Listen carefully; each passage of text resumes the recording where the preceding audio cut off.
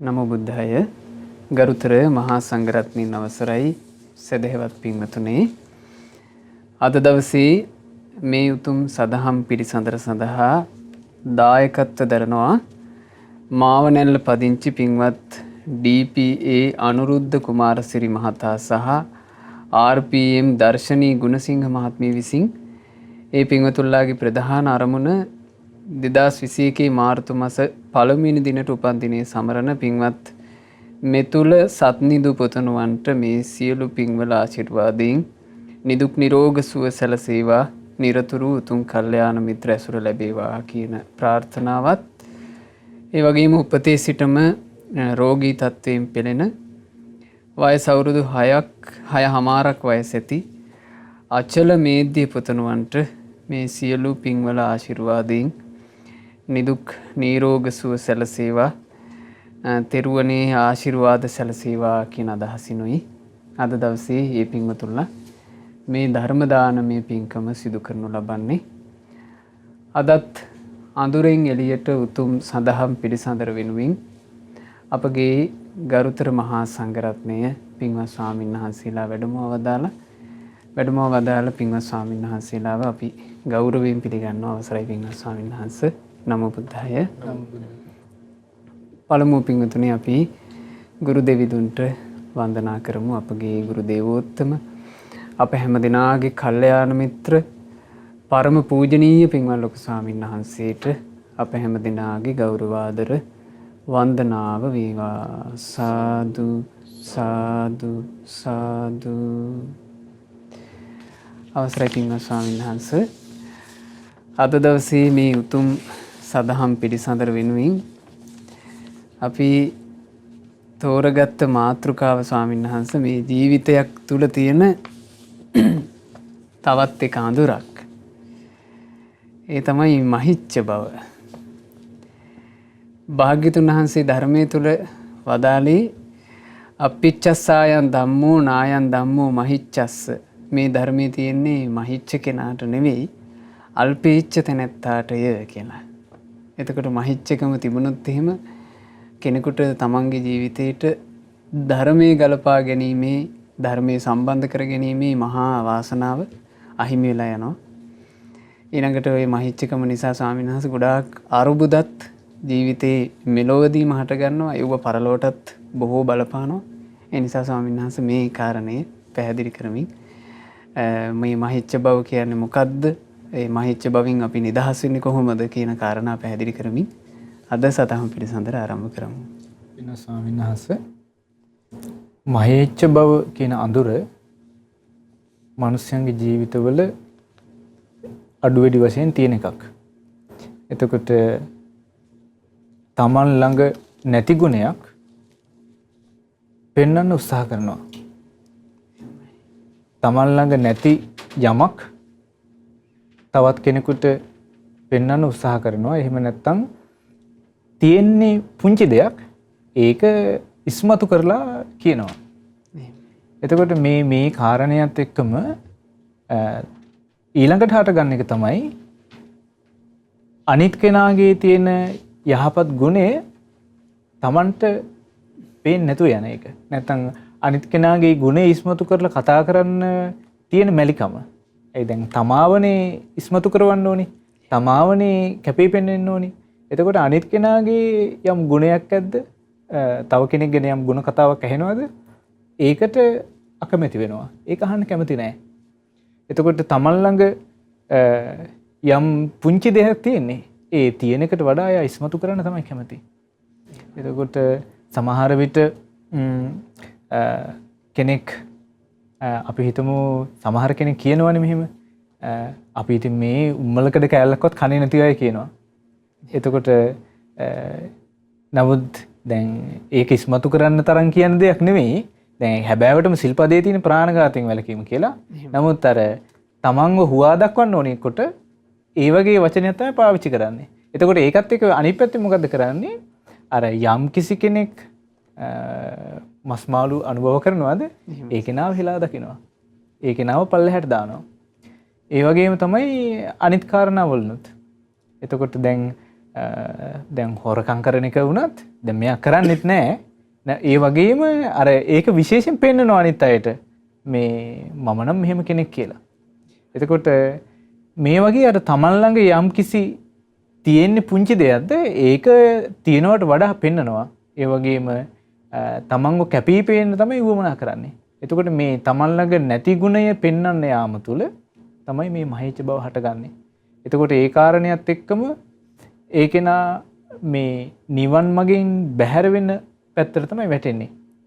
එතකොට මේ නිවන් මගෙන් බැහැර වෙන්න තැනට ආවට පස්සේ ඒකේනාට ලොකු යහපතක් සලසා ගන්න පුළුවන් අවස්ථාව මගේ හැරිලා යනවා. එතකොට ස්වාමීන් වහන්සේ දැන් සාමාන්‍යයෙන් අල්පේච්ඡ බව කියන වචනේදී අල්පේච්ඡ බව කියනකොට මේ යම්කිසි දේවල් නැත්තම් පරිහරණය කරන දේවල් කීපයකින් සතුටු වෙන එක කීපයකින් යැපෙන එක කියලා අදහස් කරනවා. එතකොට මහේච්ඡ බව කියලා කියන්නේ බඩුමුට්ටු ගොඩාක් තියාගෙන ඉන්නවා. අපි කියමු ඇඳුම් පැළඳුම් කියලා. ඇඳුම් පැළඳුම් ගොඩාක් තියාගෙන ඉන්නවා. එතකොට ඒ සාමාන්‍ය තේරුම. ඊට පස්සේ බුදුරජාණන් වහන්සේ එතනින් එහා ගියපු අර්ථයක් මේ අල්පේච්ඡ බව ගැන කියා දුන්නා. එතකොට මේ අනුරුද්ධ සූත්‍රයේම බුදුරජාණන් වහන්සේ බොහොම පැහැදිලිව කියලා දෙනවා හැබැයි අල්පේච්ඡකම මොකක්ද කියලා. එතකොට බුදුරජාණන් වහන්සේ දේශනා කරනවා මේ යම් කෙනෙක් ඉන්නවා ඒ කෙනා මේ සැහැල්ලු ජීවිතයක් ගත කරනවා. එහෙමයි.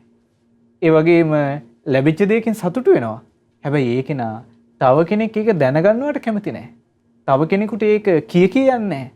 මම මෙහෙම සැහැල්ලු ජීවිතයක් ගත කරන්නේ නැත්තම් මම මේ බඩු මුට්ටු නැත්තම් ඇඳුම් පැළඳුම් තියෙනකින් සතුටු වෙලා ඉන්නවා සෑහීමකටපත් වෙලා ඉන්න කියලා ඒක කියන්නේ නැහැ. ඒක යා විවෘත කරන්නේ නැති එකක්. එතකොට ස්වාමීන් වහන්සේ යා ළඟ තියෙන ගුණය ප්‍රකට නොකිරීම තමයි මේ අල්පේච්ඡ බව කියලා කියන්නේ. ඊළඟට කෙනෙක් ඉන්නවා යම්කිසි උත්සාහයක් ගන්නවා ධර්මය අහන්න එතනින් ගියාම දහම් පොත්පත් කියවන්න බණ භාවනා කරගන්න උත්සාහයක් ගන්නවා. හැබැයි ඒකේනා වටේට කියන්නේ නැහැ. ඒක එයා තුළ තියෙන පෞද්ගලික දෙයක් විතරයි. එතකොට එයා ළඟ තියෙන මේ වීරිය අනිත් අයට ප්‍රකට නොකිරීම තමයි අල්පේච්ඡ බව. ඒක ප්‍රකට කරනවා කියන්නේ එතනම මහේච්ඡයි. ඊළඟට බුදුරජාණන් වහන්සේ බදාලා යම් කෙනෙක් ඉන්නවා ඒකේනා සිහිනුවන පවත්වන උත්සාහයක් ගන්නවා. ඒ කියන්නේ බුදුරජාණන් වහන්සේ බදාළ විදිහට භාවනාවල් පුරුදු කරන උත්සාහයක් ගන්නවා. ඒක යම් පුංචි වෙලාවක් හෝ විනාඩි 10ක් 15ක් වුණත් හෝ උත්සාහයක් ගන්නවා. හැබැයි ඒක අනිත් අයට කියන්නේ නැහැ. මම නම් මේ අඩුම ගානේ දවසට මෙච්චරක්වත් භාවනා කරනවා කියලා. ඒකින්ද ඕගොල්ලොත් කරන්න. එහෙම කියන්නේ නැහැ. ඒක කිව්වත් කියන්නේ අපි බුදුරජාණන් වහන්සේගේ ශ්‍රාවකයෝ විදිහට මේ පුංචි වෙලාවක් හරි භාවනාවක් කරන්න උත්සාහයක් ගන්න ඕනේ. ඒක තමන් කරන එකක් නෙමෙයි බුදුරජාණන් වහන්සේ මෙහෙම වදාළ නිසා අපි කරන්න උත්සාහයක් ගන්න ඕනේ කියන අදහසින් කියන්නේ. ඊළඟට ස්වාමීන් වහන්සේ දැන් කෙනෙක් ඉන්නවා ඒ කෙනාට දහම් දැනුමක් තියෙනවා. හැබැයි ඒක එයා ඉස්මතු කර යන්නේ නැහැ. මම මේ අහවල් දහම් පොත්තක් කියලා තිනවා අහවල් එකක් කියවලා තියෙනවා මට මේ ඔක්කොම මතකෙත් තියෙනවා. එහෙම කියන්නේ නැහැ. එතකොට ඒක නා හැම වෙලෙම කියනවනම් කියන්නේ අපි දහම් දැනුමක් ඇති කර ගන්න ඕනේ. මේ දහම් පොත්පත් අපිට මේ මනුස්ස ජීවිතය අහිමි වෙන්න කලින් මේ ඇස් පේන වෙලාවේ කියව ගන්න පුළුවන් නම් හොඳයි. එහෙම තමයි තව කෙනෙකුට කියනවනම් කියන්නේ. එහෙම නැතුව මේ මන් ළඟ මට මෙහෙම දැනුමක් තියෙනවා. මම මේ පොතත් කියවලා තියෙනවා. අහවල් පොතත් කියවලා තියෙනවා. එහෙම තමන් විශ්මතු කරන ගුණයක් නෙමෙයි කියන්නේ. එතකොට ස්වාමීන් වහන්සේ මේ අනුරුද්ධ සූත්‍රයේදී බුදුරජාණන් වහන්සේ බොහොම පැහැදිලිව අපිට කියා දෙනවා අල්පේච්ඡ බව කියලා කියන්නේ තමන් ළඟ යම් ගුණයක් තියෙනවාද ඒ ගුණය ප්‍රකට නොකිරීම. ඒ ගුණය ප්‍රකට කරනවාද ඒක තමයි මහේච්ඡ බව කියලා කියන්නේ. එහෙමයි පින්වත් ස්වාමීන් වහන්සේ දැන් මේ කාරණේ ගත්තාම ස්වාමීන් වහන්සේ කෙනෙක් ගාව තියෙන බොහොම මේ ලාමක ආසාවක් තමයි මේ තමන්ගේ ගුණය එළියට දාගන්න තියෙන කැමැත්ත. දැන් මේ අර ඒක ඇත්තටම තමන්ගේ අභ්‍යන්තරයේ ඇති කරගන්න ඕන එකක් නේ මේ අල්පේච්ඡ බව කියන එක. ඇත්තම ස්වාමීන් වහන්සේ මේ කියපු ක්‍රමයට අනුව දැන් කෙනෙක් කොච්චර උත්සාහවත් වෙන්න ඕනද තමන්ගේ ගුණයක් දියුණු කරගන්න. ඒ කියන්නේ පොඩි හරි ගුණයක් නේ සයන්ස්. එහෙමයි සයන්ස්. ඒ දියුණු කරගන්න ගුණේ තමන්ගේ ජීවිතය ඇතුලේ උපදව ගත්තට පස්සේ ඒ උපදෝගත්ත ගුණේ ඇත්තටම තමන් අහිංසක සතුටක් ලැබමින් තියාගෙන ඉන්න පුළුවන් නම් රැක ගන්න පුළුවන් නම් කවදාවත් මේ මහිච්ඡතාවය කියන තැනට යන්නේ නැහැ යන්නේ සන්නස. දැන් අර කලින් ස්වාමීන් වහන්සේ මතක් කළා වගේ ස්වාමීන් වහන්සේ මේ ධර්මයේ අවබෝධ කරන්න සුසු කෙනා කියන්නේ අල්පේච්ඡ කෙනාටනේ. එහෙමයි. මහේච්ඡතාවයේ තියෙන කෙනා මේ ධර්මය අවබෝධ කරන සුදුස්සෙක් නෙමෙයි. එතකොට මහේච්ඡතාවයේ තිබුණොත් කෙනෙකුට එයා කොයිතරම් උත්සාහ කළත් එයා ධර්මයේ පිහිටන්නේ නැහැ යාට. එහෙමයි සංස.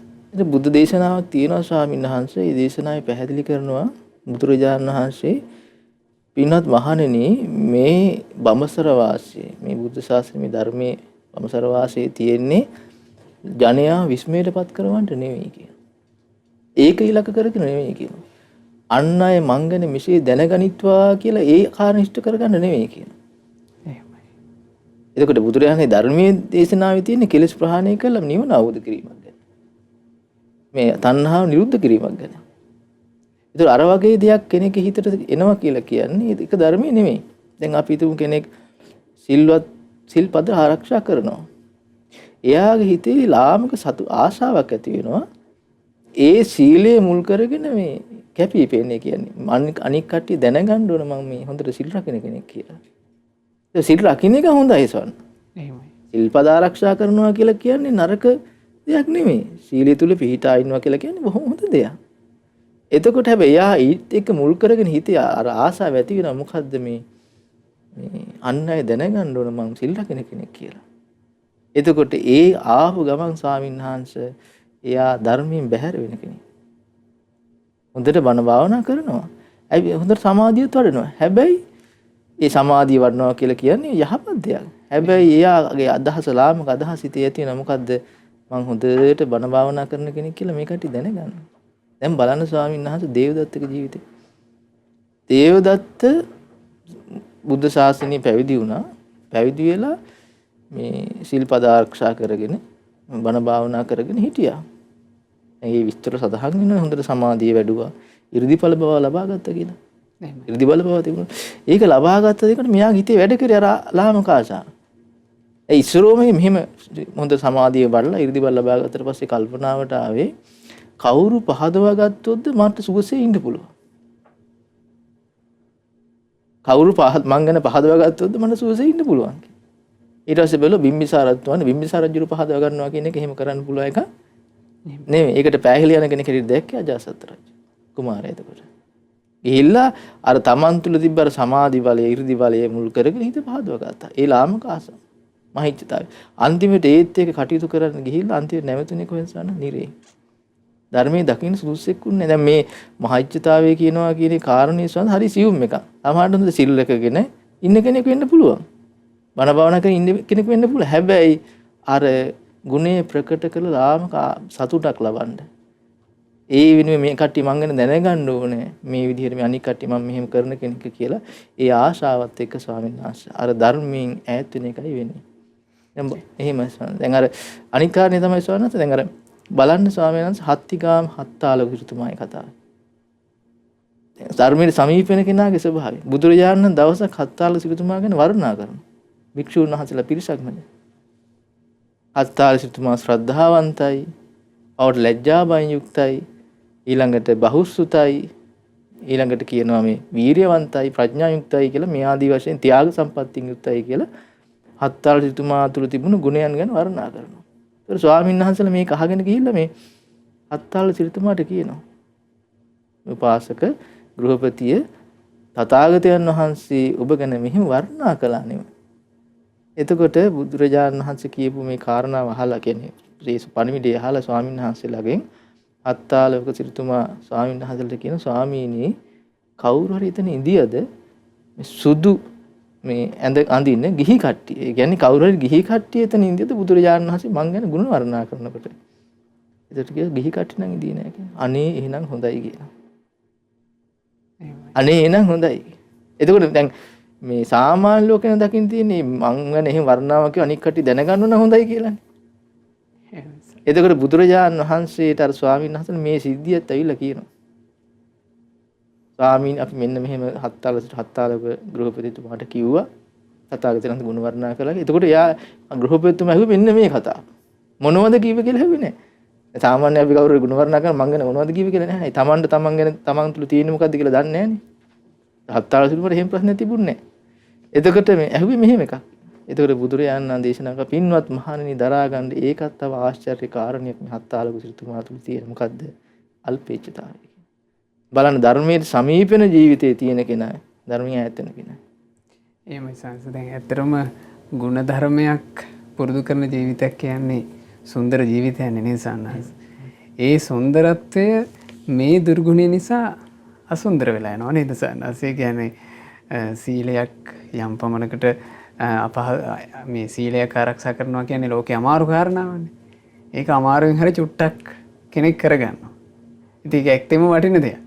ඊළඟට පොඩ්ඩක් හරි කුසලයක් තුළ හිත එකඟ කරගන්නවා කියන්නේ ඒක ලෝකේ අමාරු දෙයක්. ඒක බොහොම හොඳ දෙයක්. එයා මහන්සියලා ඒක කරගන්නවා. හැබැයි ඒක කරගත්තට පස්සේ මේ දුර්ගුණය නිසා අර සුන්දරත්වයේ සම්පූර්ණයෙන්ම නැසිලා යනවා නේද සාරා?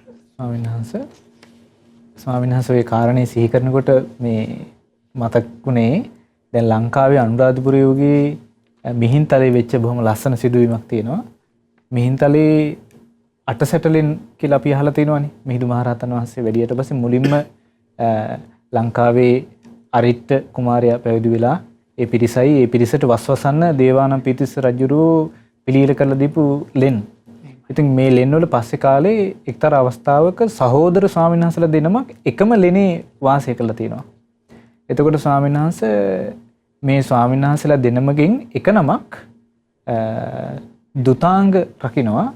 දැන් දුතාංගවල එක දුතාංගයක් තියෙනවා පිට හාන්සි කරලා සැතපෙන්නේ නැහැ කියලා. ඒ කියන්නේ ඒ භික්ෂුව ළඟ තියෙන වීරියවන්ත බව. ඒ කියන්නේ භාවනාවෙන් සක්මන් කරන ඉරියව්වෙන් තමයි වාසය කරන්නේ. නින්දර තැනක් දෙන්නෙම නැහැ. ඒකයි මේ දුතාංගයෙන් අදහස් කරන්නේ. එතකොට එක ස්වාමීන් වහන්සේ කෙනෙක් මේ දුතාංගේ සමාදන් වෙලා හිටියා. අනිත් ස්වාමීන් වහන්සේ දුතාංග සමාදන් වෙලා හිටියේ නැහැ. දැන් මේ ස්වාමීන් වහන්සේලා දෙනමම එකම ගල්ලේනේ වැඩ හිටියේ. දැන් ඒකල අද වගේ විදුලිය තිබුණේ නැහැ. ඊට පස්සේ වෙනම නැත්තම් ළඟ හදිස්සියකට පත්තු කරගන්න කියලා ටෝච් තිබුණේ නැහැ. එතකොට ස්වාමීන් වහන්සේ දැන් රාත්‍රී මැද්දේ මේ වැහිබර කාලගුණයක් තිබිලා එකපාරට අකුණක් ගහනවා. එතකොට දැන් එක ස්වාමීන් වහන්සේ කෙනෙක් හාන්සි වෙලා දැන් අර දුතාංග රකින්න ස්වාමීන් වහන්සේ හාන්සි වෙලා නැහැ වාඩි වෙලා ඉන්නේ දැන්. හාන්සි වෙලා ඉන්න ස්වාමීන් වහන්සේ ඇහුවා ඒ ස්වාමීනි ඔබ වහන්සේ මේ දුතාංගවත් රකින්නවද මේ රෑ මැද මේ වාඩි වෙලා ඉන්නේ කියලා. එතකොට ස්වාමීන් වහන්සේ දැන් මේ සහෝදරයා සාමාන්‍ය සහෝදරයෝ අතර රහස් නැහනේ. හැබැයි ස්වාමීන් වහන්සේ මේ ස්වාමීන් වහන්සේ මේ දුතාංග රකින්න ස්වාමීන් වහන්සේගේ තිබිච්ච අල්පේච්ඡ බව තමන් දුතාංගයක් සමාදන් වෙලා ඉන්නවා කියලා තමන් එක්ක එකට ගල්ලේනේ හිටපු තමන්ගේම සහෝදර ස්වාමීන් වහන්සේට ප්‍රකාශ කළේ නැහැ. එහෙමම එතන හාන්සි වුණා. හාන්සි වෙලා ඉඳලා චුට්ටකින් ආපහු වාඩි වුණා. ආපහු දුතාංගේ සමාදන් වුණා. එතකොට ස්වාමීන් වහන්සේ මොකද අර අනිත් ස්වාමීන් වහන්සේ තමන් ළඟ තියෙන ඒ දුතාංගයක් රකින්නවා කියන කාරණේ දැනගන්නවට කැමති වුණේ නැහැ. අල්පේච්ඡ බව. එතකොට ඒ බඳු අල්පේච්ඡායට තමයි මේ බුදුරජාණන් වහන්සේගේ නිවන් මඟ විවර වෙන්නේ. දැන් ස්වාමීන් වහන්සේ අර අපේ ස්වාමීන් වහන්සේ දේවදත්ත ගැන කියනකොට මතක් වුණා අර එක්තරා අවස්ථාවක තියෙනවනේ ස්වාමීන් වහන්සේ දේවදත්ත බුදුරජාණන් වහන්සේ ළඟට විශේෂ කරුණු පහක් අරගෙන යනවනේ. මොනවද මේ දුතාංග කීපයකුත් සමග භික්ෂුන් වහන්සේලා හැම කෙනෙක්ම ආරණ්ඩේ ඉන්න ඕනි. තුන් සිවුරෙන් ඉන්න ඕනි. ඊට පස්සේ මස් මාළු වළඳන්න බෑ. ඊට පස්සේ පාංශකෝල සිවුරෙන් යැපෙන්න ඕනි. ඔය වගේ. එතකොට ස්වාමීන් වහන්සේ දැන් ඒවා රූක්ෂ ප්‍රතිපදාව නැත්තම් මේ බොහොම නිවන් මඟට උපකාර වෙන වගේ කරුණනේ. දැන් හැබෑවටම ගුණයක් දියුණු කරන අදහසින් දුතාංක විදිහට රකින්නවනම් දැන් තුන් සිවුරෙන් ඉන්න එක බුදුරජාණන් වහන්සේ අනුදැන වදාලා. හැබැයි දේවදත්ත මේ කරුණ වරංගිය වෙන මොකටවත් නෙමෙයි. හොඳටම දන්නවා. හොඳටම දැනගෙන මේ කරුණ වලින් මම ප්‍රකට වෙනවා. නැත්නම් මම ප්‍රසිද්ධ වෙනවා කියන අදහසින් අරගෙන ගියේ. එතකොට ස්වාමීන් වහන්සේ බුදුරජාණන් වහන්සේ ඒක ප්‍රතික්ෂේප කළා. එහෙම අනිවාර්යෙන් හැම භික්ෂුවක්ම මෙහෙම කළ යුතුයි කියලා නෑ. නමුත් කැමති භික්ෂුවක් ඉන්නවා නම් තුන් සිවුරෙන් ඉන්න පුළුවන්. බුදුරජාණන් වහන්සේ අනුදැන වදාළේ කැමති භික්ෂුවක් ඉන්නවා නම් ආරණ්‍යේ ඉන්න පුළුවන්. ඊට පස්සේ ත්‍රිකෝටි පාරිශුද්ධික මාංශය අනුභව කරන්න පුළුවන්. බුදුරජාණන් වහන්සේ ඒ විදිහට අනුදැන වදාළේ. ඒ වෙලාවෙත් දේවදත්ත මොකද්ද කළේ? ආපහු තමන්ගම ඉස්මතු කරගත්තා. මෙන්න මෙහෙම මං කාරණා පහක් බුදුරජාණන් වහන්සේ ළඟට අරන් ගියා. බුදුරජාණන් වහන්සේ ඒවා පිළිගත්තේ නැහැ. හැබැයි මං රකින්නවා ඒවා. එහෙම තමයි තමන්ව ප්‍රකට කරගත්තේ. එතකොට මේ මහේච්ඡ බවම දේවදත්තගේ විනාශය ළඟ කරලා දුන්නා. එහෙම සංසේ ඒ දේවදත්තගේ ලාමක බව ගත්තම සංසේ කියන්නේ මේ අභ්‍යන්තරේ මේ ලාමක බව තිබ්බ නිසාමනේ පරිහානියට ගියේ. අවසානයේ ශාස්ත්‍රුන් වහන්සේව ඝාතනය කරන්න නොයෙක් උපක්‍රම යොදලා ඕක මේ ජනයා අතර ප්‍රකට වුණා. අර නාලාගිරි හස්තිරාජයා එවලා ඒ කටයුත්ත කරන්න යනකොට එතනදී මේ ජනයා දැනගත්තා මේවා ඔක්කොම දේවදත්තගේ වැඩ. ඉතින් ජනතාව මේ දේවදත්තව ප්‍රතික්ෂේප කරලා තියෙනවා.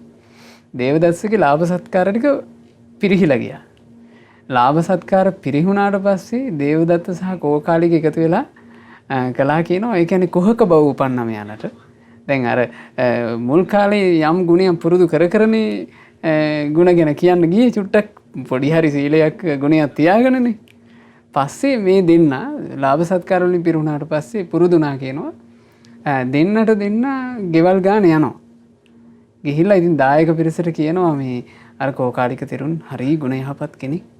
ඉතින් උන්වහන්සේ වගේ කෙනෙකුට මේ දානයක් මානයක් පූජා කරගන්න තියෙනවා නම් ඒක කොච්චර වටින එකක්ද? උන්වහන්සේ වගේ කෙනෙක් මේ තව කෙනෙක් පූජා කරපු සිවුරක් පොරවනවා නම් ඒ පූජා කරපු කෙනාට කොච්චර වටිනවද ඒක කියලා මේ කෝකාලික දේවදත්ත ගැන කියනවා. දේවදත්ත කෝකාලික ගැන කියනවා. මේ මට්ටමට පරිහානියට පත් වුණා කියනවා ඒ ජීවිතේ. ඇත්තම ස්වාමීන් වහන්සේ මහිච්ඡ භාවයේ තිබුණොත් එහෙම ජීවිතයක් ඇතුලේ ඒක අනුක්‍රමිකව ටික කලක් යනකොට කුහකෙක් බවට එයාපත් වෙනවා. මේ නැති ගුණ මායාව කපටිකම සහිත කුහක ජීවිතකුත් අවසානයේ උපදිනවා නේද ස්වාමීන් වහන්සේ? දැන් මේ ස්වාමීන් වහන්සේ මේ කතාව කියද්දි මට මතක් වුණේ ස්වාමීන් වහන්සේ ලස්සන තේරගාතාවක් තියෙනවා මහා කච්චාන මහ රහතන් දේශනා කරන්නේ.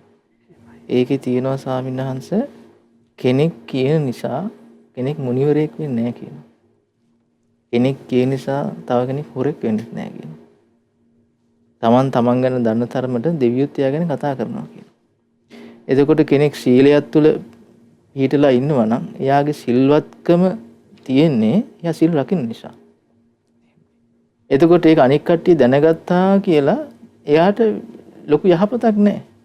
ඒ කට්ටිය අනික් කට්ටිය මෙයා සිල්වත් කෙනෙක් කියලා කියන හින්දා නෙමෙයි මෙයා සිල්වත් වෙලා ඉන්නේ. අනික් කට්ටිය සිල්වත් නැහැ කියලා කිව්වත් මෙයා සීලය රකින්න කෙනෙක්මයි. මේ ලෝකෙම මිනිස්සු දැනගත්තේ නැති වුණාට මෙයා සිල් රකින්නවා කියලා. එයා දුස්සීල කෙනෙක් වෙන්නේ නැහැ. අනික් කට්ටිය හිතන්නේ මෙයා දුස්සීල කෙනෙක් කියලා. හැබැයි එයා දුස්සීල කෙනෙක් වෙන්නේ නැහැ. හැබැයි සිල්පද ආරක්ෂා කරන්නේ නැහැ. ඒ තියද්දි මුළු ලෝකෙම එකතු වෙලා මෙයාට කියන මෙයා සිල් ගුණවත් කෙනෙක් කියලා. ඒ තැබෑවට මෙයා සිල්වතෙක් වෙන්නේ නැහැ. එතකොට තමන් තුල තියෙන ගුණයක් මේ ලෝකේ දැන නොගත්තා කියලා සංසේ ගුණේ නැති වෙන්නේ. ඇත්තම සංසේ ඔය කාරණේ කියනකොට මට මතක් වුණේ ස්වාමීන් වහන්සේ දැන් ඔය තමන්ගේ ගුණ ප්‍රකට කරන්න යන එකක් තියෙනවනේ. එහෙමයි. දැන් ගුණ කියලා කියන්නේ ඔය මේ පොඩිවට සිල්පද ටික ආරක්ෂා කරගෙන යම් පමණකින් ඒ සීලය තුල ඉන්න ගන්න මහන්සියත් එක්ක ඇතැම් අය ඇත්තටම අර මහිච්ච බවක් නිසාමත්ම නෙමෙයි. අර මේ තේරුම්කමක් නැතිකමට මේවා කියනවා. සීලය මෙහෙමයි ඉතින් මම මහන්සි වෙනවා ඒ සිල්පද රකින්න කියලා දැන් මෙහෙම කියනවා. දුස්සීල කාණ්ඩයක් තලේ තමයි මේක කියන්නේ. කිව්වට පස්සේ ස්වාමීන් වහන්සේ මේ ගුණ ප්‍රකට කරන්න ගිහිල්ලා මේ ඇති කරගන්න අරුබුද. දැන් වෙලාවට අපිත් එක්ක බඳු අය කතා බහ කරනවා මේ අර දුස්සීල පිරිසක් මැද්දේ මේක ප්‍රකට කරවු ගමන් ඒ පිරිස බලනවා විශේෂයෙන්ම මේ දැන් මෙයා මෙහෙම අමුතු ප්‍රතිපදාටියක් කිව්වනේ. බලමු මෙයා මේක ඉන්නේ හැටි කියලා ඒගොල්ලෝ අරයට ඒක පවත්ව ගන්න බැරි මට්ටමටම මේ වෙහෙසටපත් කරනවා යාව අර ආරක්ෂා කරගෙන ඉන්න පොඩි සිල්පදේ හරි රැක ගන්න බැරි වෙන මේ මට්ටමට. ඇත්තටම මේ ಗುಣ කියාගෙන ගියාම ස්වාමීන් වහන්සේ ඔය අරුබුදෙත් හට ගන්නවා. එහෙමයි ස්වාමීන් වහන්සේ. කියන්නේ දැන් ගුණයක් දියුණු කරනවා කියලා කියන්නේ ස්වාමීන් වහන්සේ මේ ලෝකේ එයා ඉදිරියට යන කෙනෙක්. එතකොට මේ ලෝකෙ ඉදිරියට යනවා කියලා කියන්නේ එයා මනුස්ස ලෝකේ විතරක් නෙමෙයි දිව්‍ය ලෝකේ පවා ඉදිරියට යන කෙනෙක්. එතකොට මේ ගුණය දියුණු කරගන්න කෙනාට හරිය පහසුවක් තමයි මේ ගුණය තමා තුළ කියන්නේ හංගගෙන ආරක්ෂා කරන එක. බාහිර දැනගත්තා කියලා කියන්නේ ඒකට බාධා වෙනවා වැඩි. මට මතකයි හරිය ලස්සන දවසක් අපි ලොකු හන්දේ ලස්සන උපමාවක් කිව්වා. වටිනා කියන පැලයක් වුණත් අපි හදනකොට වැටවල් ගහලා කට්ටියට පේන් දෙන්නේ නැතුව හදන්නේ. එතකොට තමයි වල් සතුන්ගෙන් ඔය වෙන මේ වෛරක්කාරයකින් හතුරු කරන කට්ටියෙන් ආරක්ෂා කරන එක කරගන්න පුළුවන් කියනවා. මේක හදා ගන්න පුළුවන් කියනවා. මේක පෙන්න යන්නේ නැහැ කියන මේ ලෝකෙට මංගා වෙන්න මෙහෙම දෙයක් තියෙනවා කියලා. මේ ಗುಣධර්ම දියුණු කරනවා කියන එකත් ඒ වගේ. එතකොට යාට ඒ ಗುಣධර්ම දියුණු කරගෙන පරිපූර්ණ වූ සුවයක් වේ නිවන කරා යන්න උපකාරී වෙන දෙයක් තමයි ඒක තමන් තුළම තියාගෙන අර අහිංසකව හැංගි මේ ගමන යන එක. ඒකම තමයි අඩුපකාරනේ. මේ ධර්මයේ කෙනෙක් අවබෝධ කරා නම් ස්වාමීන් හැමෝම මේ විදිහට ಗುಣධර්ම දියුණු කරපොද්ද මේ දුනධර්ම ලෝකෙට කියාගෙන ගිහිල්ලා බෙර ගහගෙන කියාගෙන ගිහිල්ලා එහෙම ලාම සතුටක් ලැබු උදවිය නෙමෙයි. අර විදිහට දියුණු කර උදවීම තමයි මේ ධර්ම මාර්ග ඉස්සරහට ගිහිල්ලා මේ නිවන අවබෝධ කරේ. මහා ගුණවන්තයන් බවට පත් වුණේ. එහෙමයි ස්වාමීන් වහන්සේ. දැන් බුදුරජාණන් වහන්සේ මේ විශේෂයෙන් යම් මාර්ගඵල ඊට පස්සේ යම් 이르දි ප්‍රාතිහාර්ය ආදී දේ බුදුරජාණන් වහන්සේ විශේෂ කොටම භික්ෂුන් වහන්සේලාට අනුදැනව දාලා ඒ තමන් ළඟ තියෙන විශේෂ හැකියාව නැත්නම් 이르දි ප්‍රාතිහාර්ය මාර්ගඵල ආදී ප්‍රකට නොකළ යුතුයි. බුදුරජාණන් වහන්සේ ස්වාමීන් වහන්සේ පින්ඩෝල භාරද්වාජ ස්වාමීන් වහන්සේට එක්තරා අවස්ථාවක වදාළේ යම් 이르දි ප්‍රාතිහාර්ය ඇද්ද ඒ ප්‍රකට කරන්න එපා. ඒක ප්‍රකට කරනවා නම් බුදුරජාණන් වහන්සේ වදාළේ ඒක හරියට මුදලට යම් කිසි වෛශ්‍ය ස්ත්‍රියක් තමන්ගේ ඇඳුම් උනා දානවා වගේ කියලා. එතකොට ඒ බඳු විදිහට බුදුරජාණන් වහන්සේ මේ තමන් ළඟ තියෙන ගුණයන් නැත්නම් තමන් ළඟ තියෙන 이르දි ප්‍රාතිහාර්ය වගේ දේ ප්‍රකට කරන එක ගර්හාවට ලක් කරේ. මොකද ඒක නෙවෙයි හැබෑවටම යම් කෙනෙක් පහදිනවා නම් පහදින්න ඕනි දේ. එතකොට තමන් ළඟ යම් කිසි ගුණයක් තියාගෙන ඒ ගුණය දියුණු කරන එක තමයි වඩා වටින්නේ. ස්වාමීන් වහන්සේ දැන් බුදුරජාණන් වහන්සේ සිල්පද පවා පෙනෙවුවනේ. දැන් එක්තරා අවස්ථාවක භික්ෂුන් වහන්සේලාට දුර්භික්ෂ කාලයකට මුහුණ දෙන්න සිදු වුණා. ඉතින් ඒ වෙලාවේදී භික්ෂුන් වහන්සේලා කල්පනා කළා දැන් මේ කාලේ අපිට ආහාර පාන අඩුයි, කැම් බීම නැහැ. ඉතින් මේ කාලේ කොහොමද අපි පහසුවෙන් ඉන්නේ මේ වස් කාලේ? එතකොට මේ භික්ෂුන් වහන්සේලා හිතුවා අපි මෙහෙම කළොත් අපිට කැම හම්බේවි, දානි හම්බේවි. කොහොමද? අපි මේ එක එක්කෙනාගේ ಗುಣ වෙන වෙනම ගිහිල්ලා කියමු. ඒ කියන්නේ තමන්ගේව නෙවෙයි ළඟ ඉන්න එක්කෙනාගේ ගුණේ අනිත් එක්කෙනා කියනවා. දායක පින්නතුන්ට. ඉතින් මේ භික්ෂුන් මෙහෙම කතා වෙලා ගිහිල්ලා එකෙනෙක් ගිහිල්ලා කියනවා අපේ විහාරේ ඉන්න අර අහවල් භික්ෂුව මේ බඳු මාර්ගඵලලාභී, මේ බඳු 이르දි බලලාභී ආදි වශයෙන්. එතකොට ස්වාමීන් වහන්සේ දැන් මේ නැති ගුණයක් නෙමෙයි පෙන්වන්නේ. නැති එකක් කියන්නේ මේ එකම දෙයයි අර දාන ටිකක් ලබා ගන්න. කුහක බව. එතකොට ඉතින් මිනිස්සු බොහොම පැහැදුනා. මිනිස්සුන්ට අහන්න හම්බුනාම මේ මාර්ගඵලලාභීන්, 이르දි බලලාභීන් කියලා දන් දෙන්න කැමතිනේ. ඉතින් Tamanට නැති වුණත් අර දුර්භික්ෂ කාලේ කොච්චර වුණත් කොහොම හරි හොයලා දාන්නේ දුන්නා. ඊට පස්සේ වස් කාලෙන් පස්සේ ඉතින් මේ භික්ෂුන් වහන්සේලාත් බුදුරජාණන් වහන්සේ ළඟට වැඩියා. අනිත් භික්ෂුන් වහන්සේලාත් වැඩියා. ඒකල තිබිච්ච සම්ප්‍රදායන වස් කාලෙන් පස්සේ බුදුරජාණන් වහන්සේ මුණ ගැහෙන්න වඩින එක. ඉතින් අර භික්ෂුන් වහන්සේලා හැමෝම කෘෂ වෙලා වැහැරිලා ගිහිල්ලා. මොකද හේතුව මේ දුර්භික්ෂේ නිසා ආහාර පාන වල හිඟකම. හැබැයි අර විහාරයේ හිටපු භික්ෂුන් වහන්සේලා විතරක් බොහෝම පෘෂ්ටිමත්. බොහෝම පිරිපුන් ශරීරය ඇතුව හිටියා. එහෙම කිසිම පීඩාවක් ලැබිච්ච බවක් තිබුණේ නැහැ. බුදුරජාණන් වහන්සේ ඒ වෙලේ අසා වදාලා භික්ෂුනි මේ දුර්භික්ෂ කාලේ ඔබ වහන්සේලා කොහොමද යපුනේ? එතකොට මේ භික්ෂුන් වහන්සේලා ප්‍රකට කළා හැබැයි තමන් අතින් වෙච්ච වැරද්ද. ස්වාමීනි අපි මෙන්න මෙහෙම තමයි කටයුතු කළේ කිව්වා. අපි එක එක්කෙනාගේ ಗುಣ නැති ಗುಣ කිව්වා මිනිස්සුන්ට. මිනිස්සු ඉතින් අපිට සැලකුවා කිව්වා. බුදුරජාණන් වහන්සේ බොහෝ සෙයින් ගර්හා කළා. බොහෝ සෙයින් ගර්හා කළා. ගර්හා කොට ප්‍රකාශ කළා ශ්‍රමණයන් මේ කුසක් වෙනුවෙන් නැත්තම් බඩක් වෙනුවෙන් ආහාර ටිකක් වෙනුවෙන් මේ වගේ නොමනා නොකටයුතු නොකළ යුතුයි කියලා බුදුරජාණන් වහන්සේ එදා පටන් සිල්පද පෙන්වුවා. යම් කිසි උපසම්පදා භික්ෂුවක් තමන් ළඟ නැති ධාන මාර්ගඵලාදිය අනිත් කෙනාව රවට්ටන අදහසින් කියනවද එපමණකින්ම ඒ කෙනාගේ පැවිදි උපසම්පදාව පවා අහිමි වෙන බව. එතකොට බුදුරජාණන් වහන්සේ මේ නැති ಗುಣ ප්‍රකට කරන එක ඒ තරම්ම ගර්හා කරලා ඒ තරම්ම ගරහා කොට තමයි බුදුරජාණන් වහන්සේ හැඳින්නුවේ. ඒ වගේම බුදුරජාණන් වහන්සේ යම් ගුණයක් තමන් ළඟ ඇද්ද ඒ ගුණය තමන්ගේ වටිනා දෙයක් විදිහට රැකගන්න කියලා ඒවදාලේ. එහෙමයි සනස. දැන් ගුණධර්ම ආරක්ෂා කර ගැනීම ඊළඟට ගුණධර්ම ගැන අභ්‍යන්තරයේ තැන්පත් කරගෙන ඒවා ප්‍රකට නොකර සිටීම ගැන කතා කරනකොට අපේ ශාසනයේ අග්‍ර ශ්‍රාවක උත්තමයන් වහන්සේලා සාරිපුත්ත මහරහතන් වහන්සේ, මහා මොග්ගල්ලාන මහරහතන් වහන්සේ ඒක අවස්ථාවක ස්වාමීන් වහන්සේ හරි ලස්සන සිදුවීමක් සිද්ධ වුණා. මේක දේශනාව තියෙන්නේ මහා නාග සූත්‍ර දේශනාව. මේ අපේ සාරිපුත්ත මහරහතන් වහන්සේ ඒ කාලේ මේ අර ස්වාමීන් වහන්සේ පැනවීමක් තිබුණනේ. ඒ කාලේ මේ දවස් 15කට වතාවක් තමයි පැන් පහසු වෙන්නේ කියලා. ඒකට සාරිපුත්ත මහරහතන් වහන්සේ ඔන්න එදා තමයි කෙස් බාලා හොඳට පැන් පහසු වෙලා තියෙන්නේ. එදා හවස් කාලේ සාරිපුත්ත මහරහතන් වහන්සේ එලිමහනේ සාමාන්‍ය අඳුර වැටිච්ච වෙලාවේ සක්මන් කර කර ඉන්නවා. අහසින් යක්ෂයෝ දෙන්නෙක් යනවා කියනවා. ওই යක්ෂයෝ දෙන්නගෙන් එක යක්ෂයෙකුට සාරිපුත්ත මහරහතන් වහන්සේගේ අර හිස දකින්නකොට මේ හිස මේ කෙස් බාලා තියෙන හින්දා හඳ එළියට දිලිසෙනවා. ඒක යකෙකුට බොහොම පවිතු හිතවිල්ලක් උපන්න මේ හිසට පහරක් ගහන්න ඕනේ කියලා. ඒකට අනිත් යක්ෂයා 3 වතාවක් එපා කියද්දී මේ යක්ෂයා ගිහිල්ලා සාරිපුත්ත මහරහතන් වහන්සේගේ හිසට පහරක් ගැහුවා. ඒ ගහපු පාර කොච්චර ප්‍රබලද කියන්නේ මේ හොඳ ශක්ති සම්පන්න හරකෙකුට ගැහුවා නම් එහෙම ඒ හරකා මැරිලා වැටෙනවා කියනවා. ඒ තරම් ප්‍රබල පහරක් ගැහුවා. ওই පහර ගහනකොට මේ දුර ඈත හිටියේ අපේ මහා මොග්ගල්ලාන මහරහතන් වහන්සේ එරදියෙන් දැක්කා. දැකලා ඒ සැනින් මේ සාරිපුත්ත මහරහතන් වහන්සේ වැඩ හිටපු තැනට වැඩම කරලා සාරිපුත්ත මහරහතන් වහන්සේගෙන් අහනවා ස්වාමීනි මේ ඔබ වහන්සේට අපහසුයක් නෑ නේද කියලා. සාරිපුත්ත මහරහතන් වහන්සේ දන්නේ නෑ මේක. සාරිපුත්ත මහරහතන් වහන්සේ කියනවා ආයුෂ්මතුනි මේ අපහසුවක් නැද්ද කියලා අහුවේ මොකක්ද කියලා. නෑ දැන් ඔබ වහන්සේට මෙතන යක්ෂයෙක් බොහොම බලවත් පහරක් ගැහුවා ඔබ වහන්සේගේ හිසට.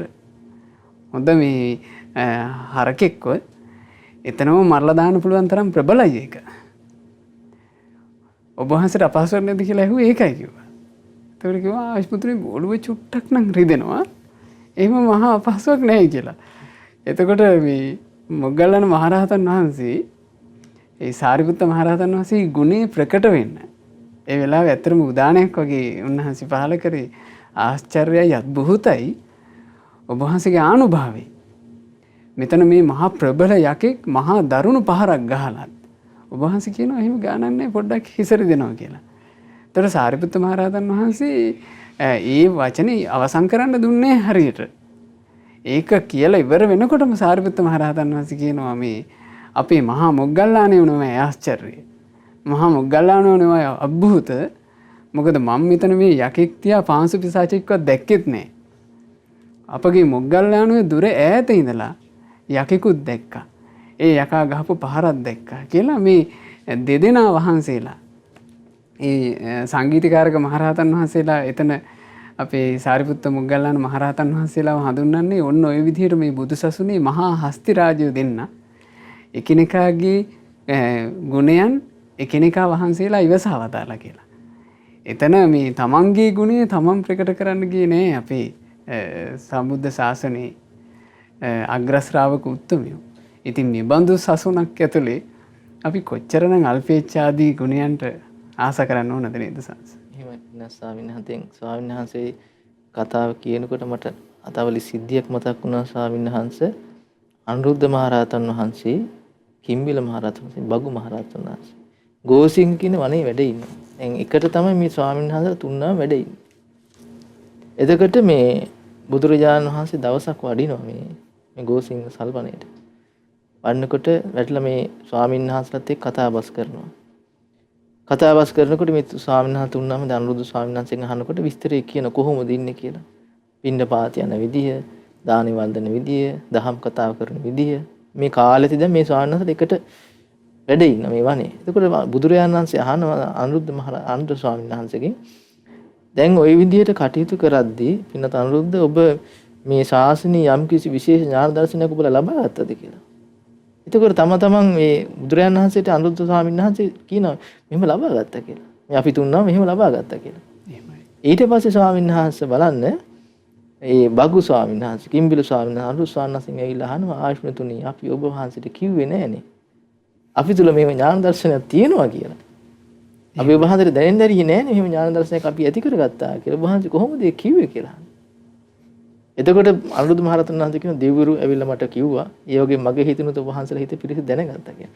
දැන් බලන්න ස්වාමීන් වහන්සේ ස්වාමීන් වහන්සේලා මේ තමන් තුලේ මාර්ගඵල නිවන අවබෝධ වුණා කියලා. ඒ විශේෂ ඥාන දර්ශනය ලබා ගත්තා කියලා. දිවසාදී පූර්වේ නිවා පෙර ජීවිත දකින නුවණ ආදී ආසවක්ඛ ඥාන ආදී ඥාන ලබා ගත්තා කියලා එකිනෙකාට දැනගන්න ඇරලා නැහැ. මම මෙහෙම දෙයක් ලබා ගත්තා කියලා එහෙම එකක් නැහැ. තමන් පාඩුවේ ගුණධර්ම දියුණු කරගෙන ඉඳලා තියෙනවා. බලන්න ජීවිත තුළ තියෙන ස්වභාවය.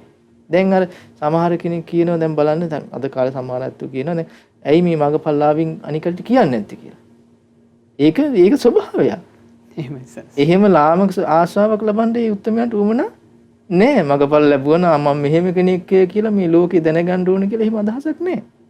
එහෙමයි සර්. එහෙම ලාමක ආශාව මේ ලෝකෙන් මම පිදුම් ලබන්න ඕන කියලා එහෙම ආශාවක් ඒ ලාමක ආශාවක් ඒ උත්තරමයන්ට නෑ. ඉන්න ස්වාමීන් වහන්සේ මේ ඒ වගේම ඔය අනුරාධපුර යුගයේ වැඩ හිටි ස්වාමීන් වහන්සේ කෙනෙක් විස්තරයක් තියෙනවා. මේ පින්නස් ස්වාමීන් වහන්සේ ඒ ගුණධර්ම දිනු කරන රහතන් වහන්සේ නම බඩපත් වෙලා හිටියේ.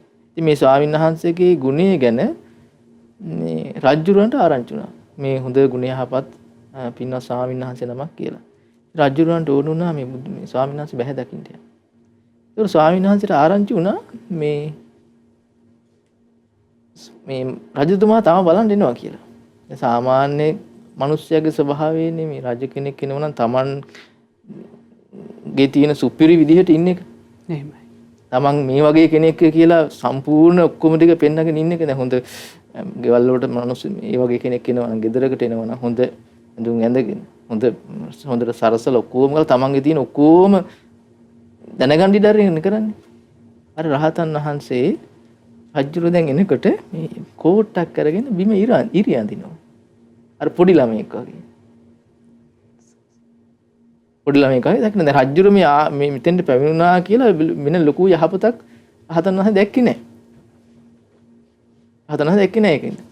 එතකොට මේ දැක්කේ නැහැ කියලා කියන්නේ මේ එහෙම රජුර හැදුනා කියලා වෙන යහපතක් දැක්කේ නැහැ.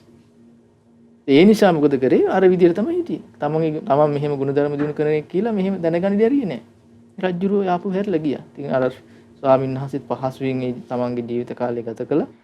පිරිනුවන් පාන දෙනකොට මොකද කළේ? අන්න ඒ අවස්ථාවේ. දැන් රජුරුවන්ගේ දැන් හිත පහදින්න ඕන. පහදින්න ඕන මේක. ඒකට ඒ හිත පහදවන්න තීරණය කළේ ස්වාමීන් වහන්සේ තමන්ගේ ගුණය ප්‍රකට කරන්න ඕන හින්දා නෙමෙයි. රජුරුවන්ගේ හිත ධර්මයේ කරගෙන. අන්ද පිරිනුවන් පාන වෙලාවේ පිරිනුවන් පෑය කොහොමද? කුටියේ පිරිනුවන් පෑවේ කුටිය ගිහලා රජවාසලේ මුදුනේ හිටියේ. කුටිය පිටින්ම රජවාසලේ මුදුනේ තමයි මේ උන්වහන්සේ පිරිනුවම් පෑවේ. ඒ කුටිය ඇතුළේ ඉන්නකොට. ඒක රජුර ඒ වෙලාවේ දැනගත්ත මේ ස්වාමීන් වහන්සේ මෙහෙම ගුණධර්ම තියෙන කෙනෙක් නෙමෙයි. සාදු සාදු කියලා අනුමෝදන් වුණා. මේ දැන් බලන්න ස්වාමීන් වහන්සේ මේ උත්තරමයන්ගේ ස්වභාවය. ඒ තමන්ගේ ගුණය මේ ලෝකෙට කෑ ගහලා කියලා හන්නගා ප්‍රකාශ කළා එහෙම ලාමක සතුටක් ලැබෙන ස්වභාවයක් ඒ උත්තරමිය තුල නැහැ. අල්පේච්ඡ මේ ගුණයෙන් යුක්තමයි. තමන් තුළ යම් ගුණයක් දියුණු කරගන්නවා නම් සීලාදී ගුණයක් දියුණු කරගන්නවා නම් ඒක අහිංසක දියුණු කරගෙන යන එකක්මයි තිබුණා තියෙන්නේ. එහෙමයි සංස්. දැන් ඕක ගත්තම සංස් ලකුණ්ටක බද්දිය මහරහතන් වහන්සේගේ සිද්ධිය ගත්තත් තමන්ගේම ආචාර්යවරයා තමන්ට දහම් අධ්‍යාපනය දුන්නේ සාරිපුත්ත මහරහතන් වහන්සේ. සාරිපුත්ත මහරහතන් වහන්සේගේ දහම් පද අහලා තමන් ධර්මයේ පසක් කළා. හැබැයි තමන් ධර්ම අවබෝධ කළා කියලා කිව්වේ නෑ. මේ දැන් එතන භාග්‍යතුන් වහන්සේ වැඩම කරලානේ කියන්නේ මේ සාරිපුත්තේ මේ දමණය වෙච්ච කෙනෙකුට ආයෙ දමණය වීම පිණිස අවවාද අවශ්‍ය නෑ. මේ ලකුණ්ටක බද්දිය දමණය වෙලා ඉන්න කියලා. ඇත්තම ඒ වෙනකන් උන්වහන්සේ බොහෝම අහිංසකව අර බණපද අහගෙන හිටියා. තමන් මේ ධර්මය අවබෝධ කළා කියන වචන මාත්‍රයක්වත් සාරිපුත්ත මහරහතන් වහන්සේත් එක්ක කියන්න ගියේ නෑ. මේ වගේ කතා කරන්න ගත්ත ස්වාමීන් වහන්සේ අල්පේච්ඡ උත්තමයෝ අල්පේච්ඡ ගුණයෙන් දිලිච්ච උත්තමයෝ මේ සම්බුද්ධ ශාසනය ඕන තරම්. කෙනෙකුට අද දවසේ මේ වෙනකල් අපි කතා බහ කරපු කාරණාවලින්ම නුවණ තියෙන කෙනෙකුට වැටහෙනවා ස්වාමීන් වහන්සේ අල්පේච්ඡ බව කියන එක අපේ ජීවිතේට කොච්චර උපකාරයිද ඊළඟට ඒක කොච්චර සුන්දරයිද කියලා. ඉතින් කෙනෙක් කැමති වෙනවා නම් ස්වාමීන් වහන්සේ මේ ගුණය පුරුදු කරන්න පටන් ගන්න. අපිට ඒ සඳහා ඒ කියන්නේ මේ ගුණය මේ විදිහට පුරුදු කරගන්න උපකාර වීම පිණිස යම් කරුණු කාරණා ටිකක් පැහැදිලි කරලා දෙන්න පුළුවන් නම් ඒක හරි වටිනවා ස්වාමීන් වහන්සේ.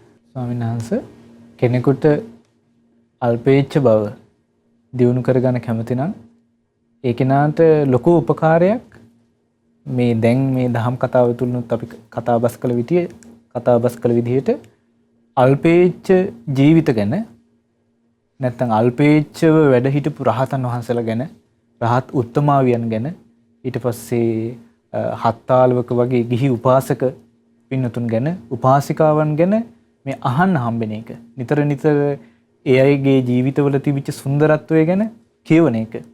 දැන් ස්වාමීන් වහන්සේ උපාසිකාවන් පවා මේ අල්පේච්ඡ ගුණය බොහොම හොඳට දියුණු කරගෙන තියෙනවා. ස්වාමීන් වහන්සේ අනාථපිණ්ඩික සිටුතුමාගේ එක දුවනියක් වැඩි වයසක් යන කලින් කලුරිය කළා. එතකොට මේ කලුරිය කරන වෙලාවේ අන්තිම මොහොතේ මේ අනාථපිණ්ඩික සිටුතුමාට පියාට කතා කළේ මලනුවණී කියලා. මලනුවණී කියලා. එතකොට අනාථපිණ්ඩික සිටුතුමා වෙනකොට සෝදාපන්න වෙලා හිටියේ. එතුමා බොහොම කම්පා වුණා. අයියෝ මගේ දුව සිහි මුලා වෙලානේ මැරෙන්නේ කියලා. ඊට පස්සේ බුදුරජාණන් වහන්සේ මුණ ගැහිච්ච වෙලාවේ බුදුරජාණන් වහන්සේ ඇහුවා සිටුතුමනි මොකද කම්පාවෙන් වගේ කලකිරීමෙන් වගේ ස්වාමීනි මගේ දුව කලුරිය කළා මට කලුරිය කරපු එක නෙමෙයි මේ කනගාටුව මේ මැරෙන වෙලාවේ නැත්නම් මරණාසන්න මොහොතේ සිහි මුලා වෙලා හිටියේ මේ ඒ නිසයි මට දුක කිව්වා. එතකොට බුදුරජාණන් වහන්සේ අසස් වදාලා ඇයි සිටුතුමනි කොහොමද ඔබ එහෙම කියන්නේ? නෑ ස්වාමීනි මරණ මොහොතට කලින් මට කතා කළේ මේ මලනුවණි කියලා. වෙනද හැමදාම තාත්තේ නැත්නම් අප්පච්චි කියලා කතා කරු මගේ දරුවා සිහි මුලා වෙලා මට මල්ලි කියලා කතා කරේ කිව්වා. බුදුරජාණන් වහන්සේ වෙලාව වදාලා සිටුතුමනි ඒ සිහි මුලා වෙලා නෙමෙයි ඔබට සිහි උපද්දවන්න මේ ප්‍රකාශය කළේ කියලා. එතකොට කියන බුදුරජාණන් වහන්සේ වදාලා සිටුතුමනි මලනුවණි කියලා කිව්වේ ඔබතුමා තාම සෝතාපන්නයි. හැබැයි ඒ දුව සෝතාපන්න ඵලයට ඉහළ මාර්ගඵලයක්. සකදාගාමි ඵලය සාක්ෂාත් කරගෙන හිටියේ. එතකොට මාර්ගඵල අතින් ගත්තොත් ඔබතුමා බාලයි ඔබගේ දුවට. ඒ දුව ආන්ගේ කරණේ සිහිපත් කරන්නයි මලනුවණී කියලා කතා කළේ. එතකොට ඒ දුව මරණයටපත් වෙන මොහොතේ හිතුවේ මේ වචනේ අහලා තාත්තා තව උත්සාහවත් වේවි. බණ භාවනා කරන්න නිවන් මඟ පුරුදු කරගන්න කියලා. ස්වාමීන් වහන්සේ එතකොට මේ පැහැදිලි කරගන්න ඕනේ අපි කාරණේ තමන්ගේ තාත්තාට මේ දුව කියලා නෑ තමන් මොන වගේ ධර්ම අවබෝධයකින් යුක්තද කියලා. තමන් මොන වගේ ගුණයකින් යුක්තද කියලා තමන්ගේම තාත්තා දන්නේ නෑ. එතකොට ස්වාමීන් වහන්සේ මේ බුද්ධ ශාසනයේ හිටපු උපාසිකාවන් එතකොට මේ වගේ උපාසක උපාසිකාවන්ගේ ජීවිත ගැන නිතර කියවනවා නම් නිතර ඒ වගේ විස්තර අහන්න හම්බෙනවා නම් ඒක තමන් ළඟ මේ අල්පේච්ඡ ගුණය ඇති කරගන්න ලොකු උපකාරයක්.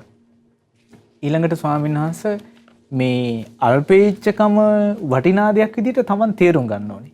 තමන්ට දැනෙන්න ඕනි වැටහෙන්න ඕනි මේ තමන් ළඟ තියෙන ගුණය ප්‍රකට නොකට බොහෝ කාලයක් පවත්වීම තමයි වටිනා බව කියලා. දැන් එහෙම තමන්ට වටිනාකමක් තිබුණොත් නේ ඒක දැන් රකින්නේ. ඒක ආරක්ෂාකාරීව තියාගන්නේ. නැත්නම් වටින් නැති නිකන් සාමාන්‍ය භාණ්ඩයක් වුණත් අපි ඔහේ දාලා දානවනේ. එතකොට වටිනා එක තමයි අර අගුළු දාලා ඊට පස්සේ දොරවල් ලොක් කරලා ඇතුලෙන් තියාගන්නේ. ඒ වගේ අපිට මේ ගුණේ වටිනාකමක් තියෙන්න ඕනි. ඒ වටිනා ගුණේ තමයි අපි අභ්‍යන්තරේ කවුරුත් නොදන්න තමන්ගේ වටිනා සම්පතක් විදිහට අපි රැකගන්නේ. එතකොට ස්වාමීන් වහන්සේ දැන් අල්පේච්ඡකම කියන්නේ තමන්ගේ ගුණය ප්‍රකට නොකිරීමනේ. හැබැයි කෙනෙකුට පුළුවන් අනිත් කෙනාගේ ගුණය ගැන කතා කරන්න. ඒ කියන්නේ අනිත් කෙනා නැත්තම් අසවලා මෙබඳු ගුණයෙන් යුක්තයි.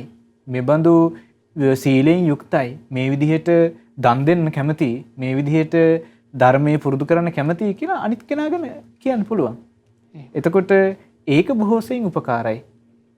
එතකොට ස්වාමීන් වහන්සේ මේ විදිහට කෙනෙක් මහන්සි ගත්තොත් එහෙම කෙනෙක් කල්පනා කළොත් තමන් හැබෑවටම තමන්ට අවංක වෙලා මේ තමන්ගේ ජීවිතය තුළ මේ අල්පේච්ඡ බව කියන ගුණය දියුණු කරගන්න පුළුවන්. ස්වාමීන් වහන්සේ තවත් හොඳයි ස්වාමීන් වහන්සේ. දැන් මේ සෑම ගුණයක්ම කෙනෙකුට දියුණු කරගන්න පුළුවන් වෙන්නේ මේ බුදුරජාන් වහන්සේ සරණ යෑම, ධර්මයේ සරණ යෑම, සංඝ රත්නයේ සරණ යෑම. එතකොට ආන්ගේ තිසරණේ සරණ යෑමෙන් ලැබෙන මේ ගුණධර්ම දියුණු කරන්න තියෙන මේ පසුවිම ගැන තේරුම් අරගෙන ඒ බුදුරජාණන් වහන්සේ සරණටම යොමු වෙන්න ඕනේ. බුදුරජාණන් වහන්සේගේ ශාස්ත්‍රුත්වයම පිළිගන්න කෙනෙක් බවට පත්වීම මේ ගමන ඉස්සරහට යන්න ගොඩාක් උපකාරයක් ස්වාමීන් වහන්සේ.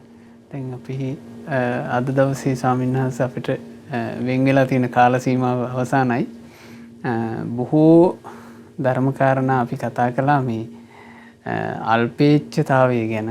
ඉතින් ඒකෙදී තවත් කරුණක් මට සිහිපත් වුණා ස්වාමීන් වහන්සේ කතා කරපු කාරණෙත් එක්ක. ඒ කියන්නේ මේ ගුණ ධර්මයක තියෙන වටිනාකම තමන් අඳුන ගන්න ඕන. ගුණයක තියෙන වටිනාකම, ඒ ගුණේ වටිනාකම තමන් අඳුනගත්තොත් ඒ මේ ජීවිතයේ ඇතුලේ ශාස්ත්‍රඥ වහන්සේ උපදවා ගන්න කියලා දීපු මේ අවවාද කරපු ඒ ගුණයන්ගේ වටිනාකම දන්න ශ්‍රාවකයෝ ඒ ගුණයන්ට ඇලුම් කරපු හැටි හරි පුදුම සහගතයි සායනස. සීතවනීය තෙරුන් වහන්සේ කියලා සම්බුද්ධ ශාසනයේ ප්‍රකට වෙච්චි රහතන් වහන්සේ නමක් වැඩ හිටියා. එතකොට උන්වහන්සේ අරහත්ත්වයට පත් වෙලා නැහැ මේ සිද්ධිය වෙද්දී. උන්වහන්සේ සීතවනේ භාවනා කරනවා දවසක්. ඒ භාවනා කරද්දී අහසින් එදා යනවා කියනවා වෛශ්‍රවණ දෙවියෝ යම් කටයුත්තකට. වෛශ්‍රවණ දෙවියෝ ඉතින් තෙරුවන් සරණ ගියපු කෙනානේ. කෝකටත් කියලා මේ සීතවනේ දිහා බලාගෙන ගියේ. මොකද තෙරුන් වහන්සේලා මුනිවරු වාසය කරන වනපියස නිසා. ඉතින් දැක්ක සීතවනීය තෙරුන් වහන්සේ වැඩ ඉන්නවා. සීතවනීය තෙරුන් වහන්සේගේ ඇත්ත නම සම්භූත. අර ප්‍රසිද්ධ වුණේ සීතවනීය කියලා. ඉතින් මේ වෛශ්‍රවණ රජුරු ගමන නවත්තලා රතෙන් බැහැලා ආවා කියනවා මේ ස්වාමීන් වහන්සේ ළඟට. හැබැයි ඇස් පියාගෙන. එතකොට හිතින් හිත බැලුවා කියනවා දෙවිවරුන්ට පුළුවන්නේ. ඉතින් හිතින් හිත බැලුවා කියනවා මේ ස්වාමීන් වහන්සේ මොකද්ද සිහි කරන දේ. එතකොට දකිනවා මේ හිත තාම ධර්ම මාර්ගයේ හික්මෙන මාර්ගඵල නොලැබූ හිතක්. ඉතින් ඒ ස්වාමීන් වහන්සේ යම් භාවනා මානසිකාරයක ඉන්නවා. අනේ උන්වහන්සේ වීර්යය වඩනවානේ උන්වහන්සේට මං ආරක්ෂාවක් කරා නම් හොඳයි කියලා රජුරුන්ට හිතුණා. හිතලා ස්වාමීන් වහන්සේ සේනාවේ යක්කු දෙන්නෙක් නවත්තලා ගියා කියනවා දෙපැත්තේ. උඹලා මේ ස්වාමීන් වහන්සේව රකින්න ඕන. නැසෙ ධර්ම අවබෝධ කරනකන් හෙල්ලෙන්නේ නැහැ කියලා ගියා. එතකොට මේ රජුරු පිටත් වෙලා ටිකකින් මේ ස්වාමීන් වහන්සේ ඇස් අරිනකොට දෙපැත්තේ ඉන්නවා අනුභව සම්පන්න දිලිහි යක්කු දෙන්නෙක්. දැන් යක්ෂ කිව්වට මේ අනුභව සම්පන්න පිරිසනේ. දෙන්නෙක් ඉන්නවා ආයුධත් තියාගෙන. එතකොට මේ ස්වාමීන් වහන්සේ අහනවා මේ ඔහෙලා කවුද මේ? ඇයි මොකක්ද මේ කියලා. ඊට කිව්වා ස්වාමීනි අපි අනක් මේ අපිට අනක් ලැබුණා. ඔබ වහන්සේ භාවනාව සාර්ථක කරගන්නකම් හෙල්ලෙන්න එපා කියලා. වෛශ්‍රවණ දෙවියෝ ඔබ වහන්සේට මේ ආරක්ෂාව සැපයුවා කිව්වා. ස්වාමීන් වහන්සේ හරි පුදුමයි. ඒ ස්වාමීන් වහන්සේගේ හිත වහා ලැජ්ජාවටපත් වුණා. දැන් අද කාලේ එහෙමනම් මාධ්‍යයෙන් ගෙන්නලා කියනවානේ. මම මේ භාවනා කර ඉන්නකොට මට මෙහෙම ආරක්ෂාව සැපුවයි කියලා. ඉතින් අර මේ ස්වාමීන් වහන්සේ ලැජ්ජාවටපත් වුණා. අහෝ භාග්‍යතුන් වහන්සේගේ ශාසනයේ ඉන්න අපිට මීට වඩා ආරක්ෂාව බුදුරජාණන් වහන්සේ දීලා තියෙනවානේ. මේ බාහිර ආරක්ෂාව මට පළක් නැහැ. එතකොට මේ යක්කු දෙන්නට කියනවා උඹලා ගිහින් කියපල්ලා. උඹලාගේ රජුරවන්ට බාහිර ආරක්ෂා බුදුරජාණන් වහන්සේගේ ශ්‍රාවකයන්ට ඕනේ නැහැ. බුදුරජාණන් වහන්සේ ශ්‍රාවකයන්ට දීලා තියෙනවා සති ආරක්ෂා කියලා විශේෂ ආරක්ෂාවක්. ඒක අපට හොඳටම ඇති. ආන් එහෙම කිව්වා කියපල්ලා කියලා. එතකොට මේ යක්කු දෙන්න ගිහින් කියනවා මේ කතාව. කිව්වහම මේ වෛශ්‍රවණ දෙවියෝ එතන ඉඳලා කියනවා වන්දනා කළේ. අහෝ ඒ ශාක්‍ය පුත්‍ර ශ්‍රමණයෝ මෙබඳු ගුණයෙන් යුක්තයි. මෙබඳු ධර්ම ගෞරවයෙන් යුක්තයි කියලා. ඉතින් ආපහු එන ගමන් මේ ස්වාමීන් වහන්සේ වැඩ ඉන්න තැනට ආපහු ආවා කියනවා. ඒ එනකොටත් භාවනා කරනවා. ඒ වෙලාවෙත් හිතින් හිත පිරිසිඳ බලන්න බැලුවා. හැබැයි එතකොට දකින්න බෑ කියනවා. ඒතර රහතන් වහන්සේ නම බවට පත් වෙලා. ඉතින් වෛශ්‍රවණ දෙවියෝ හරි සතුටටපත් වෙලා බුදුරජාණන් වහන්සේ ළඟ ගිහින් ගුණ වර්ණනා කළා. ස්වාමීනි භාග්‍යතුන් වහන්සේ තථාගත අනුජාත ඒ සම්භූත කියන ශ්‍රාවක පුත්‍රයා අන්න ත්‍රිවිද්‍යාව ලබා ගත්තා. මාරයව පරාජයට පත් කළා කියලා. ඉතින් මේ වගේ ඇත්තෙම අල්පේච්ඡ උතුමන්ගෙන් තමයි පින්වතුනි සම්බුද්ධ ශාසනයේ සෝභමාන වුණේ. අපි අපේ ජීවිතයේ යම් යහපතක් උදා කරගන්න කැමති නම් ගෞතම ශාසනය තුළ අපේ ගාවත් ඇති කරගන්න ඕන බොහොම සුන්දර ගුණයක් අල්පේච්ඡ බව. තමන් සන්තකේ තියෙන සුළු ගුණයක් වේවා තමන් හිතා සතුටු වෙන එක. තමන් පුරුදු කරන පොඩි දෙයක් වෙන්න පුළුවන්. ඒක ගැන තමන් හිතලා තමන් අහිංසකව සතුටු වෙන්න ඕන. තමන් ඒ ගුණධර්මයේ ගැන මහා ඉහලින් තමන් හිතන්න ඕන. අනේ මේ දුර්ලභ මනුෂ්‍ය ජීවිතයක් ලබාගෙන මේ දුක්ඛිත සංසාර ගමනේ යන මට මේ මනුෂ්‍ය ජීවිතේ සිල්පදයක් රැකගන්න ලැබුණා. මට කොච්චර ලාභයක්ද? අන්න එහෙම සතුටු වෙන්න ඕන. මට බුදු ගුණ ටික සිහි කරන්න ලැබුණා. මට කොච්චර ලාභයක්ද? මට මෛත්‍රී භාවනාව තුළ ටිකක් හිත එකඟ කරගෙන ඉන්න ලැබුණා. මට කොච්චර ලාභයක්ද කියලා. හැබැයි ඒක තමන්ගේ සතුට උදෙසා මිසක් බාහිරට ප්‍රකට කිරීමට නොවේ. ඉතින් මෙහෙම තමන්ගේ ජීවිතේ ගුණවත් කරගන්න මේ මහිච්ඡතාවය කියන අන්ධකාරයෙන් ජීවිතේ මුදවාගෙන අල්පේච්ඡතාවය කියන ඒ සුන්දර ආලෝකය තමන්ගේ ජීවිතේ ඇති කරගන්න ඔබ හැම දිනාට වාසනාව ලැබෙත්වා කියලා අපි සෙත් ප්‍රාර්ථනා කරනවා. අද දවසේත් මේ උතුම් සදහම් පිරිසඳරින් අප රැස් කළා වූ සියලු පුණ්‍ය ධර්මයන් අපි පළමු කොට අනුමෝදන් කරමු. සක්දෙවිදු ප්‍රධාන සතරවරන් දෙවිවරු, සෙන්පති දෙවිවරු, අපගේ ඉෂ්ඨකාමී හිතකාමී සියලු දෙවිවරු සතුටින් පින් අනුමෝදන් වෙලා දෙවියෝ දිව්‍ය සැපයෙන් වැඩෙත්වා. දෙවියන්ගේ රැකවරණ අප හැම දිනාටම දෙවියෝ සලසා දෙත්වා. දෙවියෝද සසර දුකින් අත මිදෙත්වා. සාදු සාදු සාදු. රැස්කල සියලු පුණ්‍ය ධර්මයන් අප හැම දිනාගේ කල්යාණ මිත්‍ර පරම පූජනීය පින්වත් ලොකු ස්වාමීන් වහන්සේට අනුමෝදන් වෙලා පින්වත් ලොකු ස්වාමීන් වහන්සේ නිදුක්ව නිරෝගීව දීර්ඝායුෂ ලබත්වා ගෞතම සාසනය තුලම චතුරාර්ය සත්‍ය ධර්මය පරිපූර්ණ වශයෙන්ම අවබෝධ කරගන්නට වාසනාව ලැබෙත්වා. සාදු සාදු සාදු. අද දවසේත් මේ උතුම් සදහම් පිළිසඳරට වැඩම කොට අල්පේච්ඡ භාවය කියන ලස්සන ගුණය ඇති කරගන්නට වටිනා ධර්මකාරණා රාශියක් අපිට පහදා දුන්න අපගේ පින්වත් ස්වාමීන් වහන්සේලාට මේ සියලු පින් අනුමෝදන් වෙලා නිදුක් නිරෝග සුවය දීර්ඝායුෂ සැලසේවා. ගෞතම සාසනය තුළ සුවසේම ධර්ම අවබෝධ කරන්නට වාසනාව ලැබෙත්වා. සාදු සාදු සාදු. රැස්කල සියලු පුණ්‍ය ධර්මයන් අද දවසේ මේ ධර්ම දානමය පින්කම සිදු කරන පින්වතුන්ලාගේ ඒ නමින් මිය ගියා වූ අචල මේද්ධිය පුතණුවන්ගේ සහෝදරයා වන කුස තුලදීම මිය පරලෝ යන්ට යෙදුණු ඒ පින්වතුන්ලාගේ ආදරණීය පුතණුවන්ට මේ සියලු පුණ්‍ය ධර්මයෝ අනුමෝදන් වෙත්වා අනුමෝදන් වෙත්වා අනුමෝදන් වෙත්වා. ඒ වගේම නමින් මිය පරලෝ යන්ට යෙදුණා වූ සියලු ඥාතීන්ට හිත මිත්‍රාදීන්ට මේ සියලු පින් අනුමෝදන් වෙලා ඥාතීන්ගේ පරලෝ ජීවිතේ ඒකාන්ත වශයෙන්ම සැපෙන් සැපයට පත්වෙත්වා. දුක් සහිත වූ සංසාර ගමනින් අපගේ ඥාතීන් නිදහස් වෙත්වා කියන අදහසින් ඥාතීන්ට පින්පෙත් අනුමෝදනා කරන්න. 2021 මාර්තු මාසයේ පළමුවෙනි දිනට උපන්දිනය සමරන පින්වත් මෙතුල සත්නිදු පුතණුවන්ට මේ සියලු පින් අනුමෝදන් වෙලා නිදුක් නිරෝග සුවපත් භාවය දීර්ඝායුෂ සම්පatti ලැබෙත්වා. ඒ වගේම උපතේ සිටම රෝගී තත්ත්වයෙන් පෙළෙන මේ වෙනකොට අවුරුදු 6මාරක් වයස ඇති අචල මේද්‍ය ඒ සිඟිති පුතාට මේ සියලු පුණ්‍ය ධර්මයන්ගේ ආශිර්වාදය, තෙරුවනේ ආශිර්වාදය, දෙවියන්ගේ ආශිර්වාදය නොඅඩුවම ලැබේවා. නිදුක් නිරෝග සුව සැලසේවා. ඒ දරුවන්ට ජීවිතයට උතුම් වූ කල්යාණ මිත්‍රයන්ම සත්පුරුෂයන්ම ඇසුරු කරන්න ලැබේවා. ජීවිතයට සියලු යහපත සැලසේවා.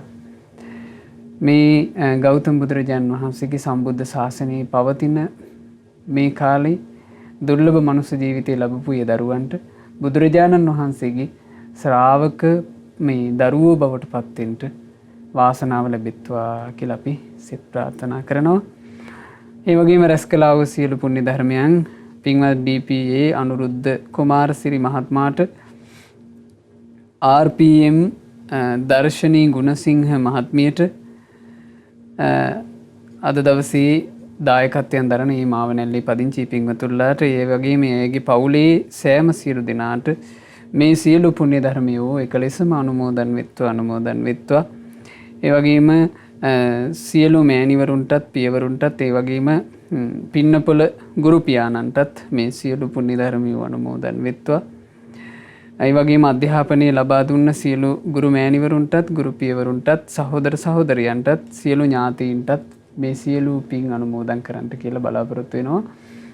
ශ්‍රද්ධා මාසික ධර්ම දාන සමාජිකාවන්ටත් ශ්‍රද්ධා කාර්ය මණ්ඩලයේ සියලු දෙනාටත් සුපින්නත ඔබටත් මේ සියලු පින් අනුමෝදන් වෙලා සියලු දෙනාට සියලු යහපත සැලසේවා. ගෞතම සාසනය තුල සුවසේම ධර්ම අවබෝධ කරන්ට හැම දිනාට වාසනාව ලැබෙත්වා. හැම දිනාටම තෙරුවන් සරණයි. නමෝ බුද්ධාය. මෙවැනි වටිනා ධර්ම දේශනා ශ්‍රවණය කිරීමට ශ්‍රද්ධා ඩේලි YouTube චැනලය සබ්ස්ක්‍රයිබ් කරන්න.